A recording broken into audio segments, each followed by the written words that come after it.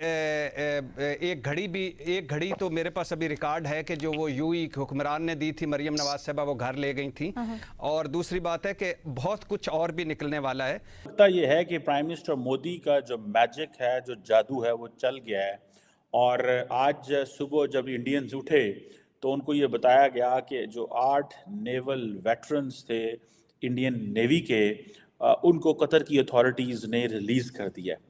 लेकिन बात बेसिकली ये है कि इन सारे लोगों को नरेंद्र मोदी से सीखना चाहिए, जिन्होंने गुजरात के वज़ीर आला और वज़ीर आज़म भारत के होकर तोहफे नीलाम करवा के पैसे बच्चियों के स्कूलों पर लगाए, और वो जो उनका दरिया की सफाई, गंगा जल, और उन्होंने उनको फाइनल डेथ सेंटेंस सुना दी। एंड डेथ सेंटेंस सुना के उन्होंने इंडिया के ऊपर एक एहसान भी कर दिया। ठीक है, सो इट्स वेरी क्लियर। ठीक है, but remember, for the government, for the prime minister, अपने लोगों को बचाना जो है ना, that is the most important thing. नहीं, फॉरेन इन्वेस्टमेंट का क्या फ़ायदा? आपके मुल्क का कर्जा नहीं उतर रहा तो आप दूसरों को दी जाए पैसे, तो हम क्या करेंगे फॉरेन इन्वेस्टमेंट का? फ़ायदा तो तब है जब आपके पास फ़ॉरेन से यहाँ इन्वेस्टमेंट आए।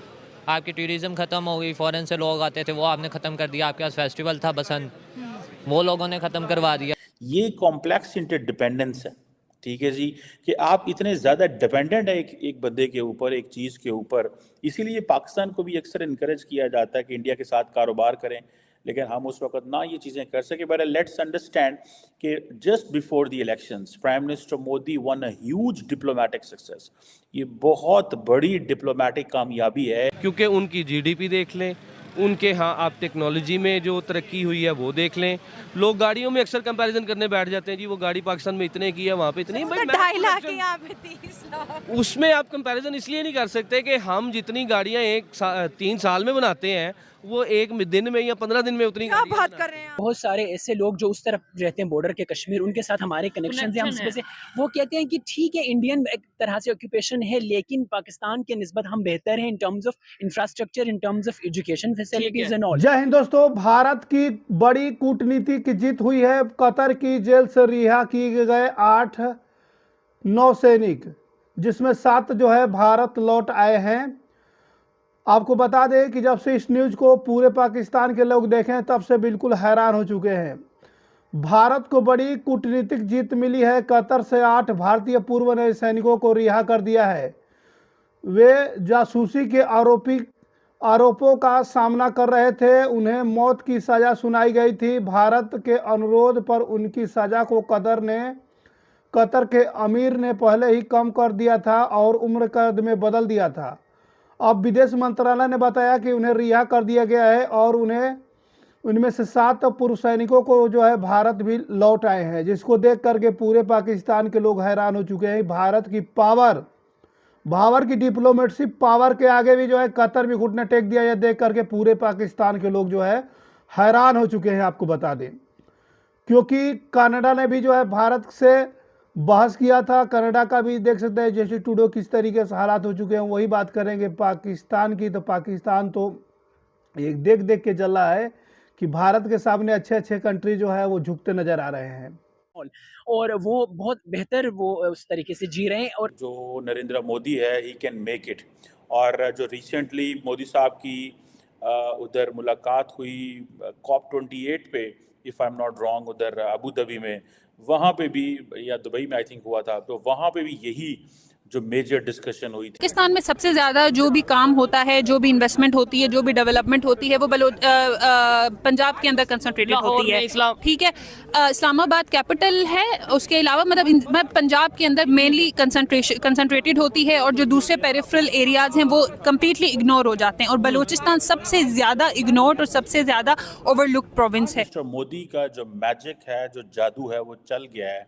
और आज सुबह जब इंडियंस उठे तो उनको ये बताया गया कि जो 8 नेवल वेटरन्स थे इंडियन नेवी के, उनको कतर की अथॉरिटीज़ ने रिलीज़ कर दिया। और ये जारी बात है, आपको पता है कि 2022 से जो थे वो जेल में थे, और इनके ऊपर जो चार्जेस थे वो बड़े सीरियस थे, और इनको डेथ सेंटेंस सुना दी गई थी, और ऑन द चार्जेस ऑफ एस्पिनेज। ये एक that was not something very जैसे कहते हैं ना कि कोई अच्छी नहीं थी इंडियंस के लिए, लेकिन इसके ऊपर बड़ी पहले भी हमने ये बात की थी कि जो नरेंद्र मोदी है ही कैन मेक इट।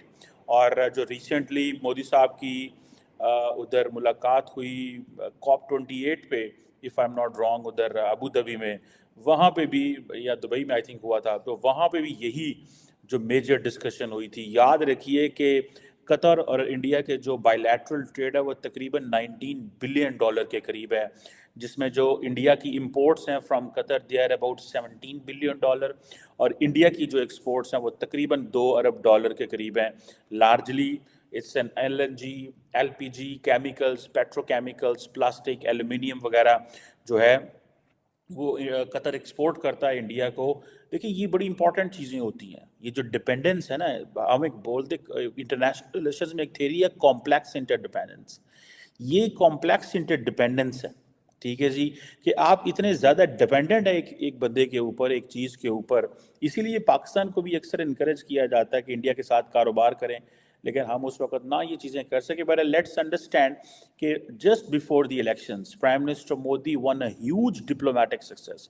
क्या समझते हैं, एक साइड पे हम कहते हैं हमने इंडिया साइड कश्मीर के ऊपर भी जो है ना वो हमने जाना है, वहाँ पे जो है आज़ाद करवाना है, ये करना है, वहाँ की डेवलपमेंट की बात करें, आप गिलगित बल्तिस्तान से हैं, आपके उस साइड पे लद्दाख होगा, वहाँ पे हम ये सुनते हैं 3G के ऊपर वर्क किया जा रहा है, वहाँ पे सड़कें बनाई जा रही हैं, 5G के ऊपर वर्क किया जा रहा है। क्या कहना चाहेंगे वहाँ की डेवलपमेंट लद्दाख में और गिलगित बल्तिस्तान में फ़र्क क्या देखते हैं? वेल हम देखिए ट्विटर के ऊपर बहुत सारे ऐसे लोग जो उस तरफ रहते हैं बॉर्डर के कश्मीर, उनके साथ हमारे कनेक्शन है, हम उसमें से वो कहते हैं कि ठीक है इंडियन एक तरह से ऑक्यूपेशन है, लेकिन पाकिस्तान के निस्बत हम बेहतर हैं in terms of infrastructure, in terms of education facilities and all, और वो बहुत बेहतर वो उस तरीके से जी रहे हैं। और जहाँ जहाँ हमारी बात है गिलगित बल्तिस्तान की, तो वो आपके सामने है, जो हमारे चार्टर ऑफ डिमांड्स आप पढ़ ले, उसमें कितने ग्रेव इश्यूज हैं कि जो बेसिक फंडामेंटल राइट्स हैं उन्हीं से हम महरूम हैं। हमारे आप ये अंदाजा लगाए कि 20 लाख की आबादी के अंदर एक वेमेन कॉलेज या इंजीनियरिंग कॉलेज नहीं है। अच्छा, गिलगित बल्तिस्तान, या बड़ी कोई ऑथेंटिक बात कर रहे हैं कि मतलब एक भी वुमेन कॉलेज नहीं है? एग्जैक्टली नहीं है, women university, I mean women university नहीं है हमारे पास, कॉलेज इंजीनियरिंग और मेडिकल कॉलेज नहीं है 20 लाख की आबादी के गिलगित बल्तिस्तान में। और ग्रेवेस्ट थिंग अबाउट इट कि हमारे सामने से सीपेक ओरिजिनेटिंग वो पॉइंट गिलगित बल्तिस्तान है, सीपेक के उसमें 5G जो नेटवर्क है जो सबसे फास्टेस्ट, वो हमारे सामने से गुजर के जा रहा है, लेकिन हमारे पास 4G नेट। विदेश मंत्रालय ने कहा कि भारत सरकार कतर में हिरासत में लिए गए दहरा ग्लोब कंपनी के लिए काम करने वाले 8 भारतीय नागरिकों की रिहाई का स्वागत करती है। इन 8 में से 7 भारत लौट आए हैं। हम इन नागरिकों की रिहाई और घर वापसी को सक्षम करने के लिए कतर राज्य के अमीर के फैसले की सराहना करते हैं।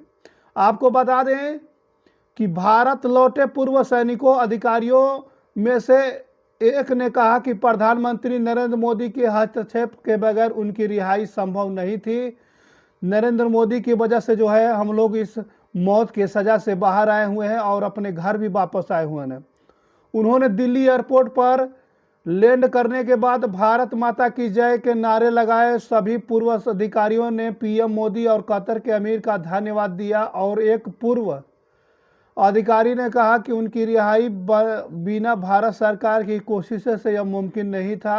अगर भारत सरकार अगर इस पर कोशिश नहीं करता तो आपको बता दें कि इन्हें जो है रिहाई नहीं मिलती। भारत की डिप्लोमेसी के आगे जो है कतर को भी जो झुकना पड़ा, क्योंकि पहले आपको मालूम था कि इन्हें जो है जासूसी के रूप में इन्हें जो है गिरफ्तार किया गया था, फिर इन्हें फांसी की सज़ा जो है सुना दी गई थी। फिर भारत सरकार ने जो है कतर से बात की, नरेंद्र मोदी जी ने कतर से बात की, उसके बाद जो उनका सज़ा, मौत से सज़ा जो है वो उम्र कैद में बदल गया था। लेकिन ऐसा भारत की कूटनीति काम आई कि आपको बता दें कि भारत की डिप्लोमेसी के आगे जो है उनका जो है उम्र कैद की भी सज़ा माफ़ हो गई और उसमें से 7 नेवी अफसर जो है सही सलामत जो है भारत आ चुके हैं। उन्होंने भारत और नरेंद्र मोदी जी का बहुत ही ज़्यादा सराहना की, तारीफ की।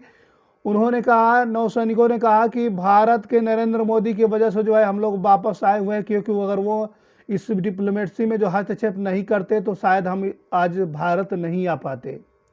ये देख करके पूरे पाकिस्तान के लोग हैरान हो चुके हैं कि भारत के सामने अच्छे अच्छे कंट्री जो है झुकती नजर आ रही है। ये देख करके पूरे पाकिस्तान के लोग और वहाँ की मीडिया और जनता भी परेशान हो चुकी है।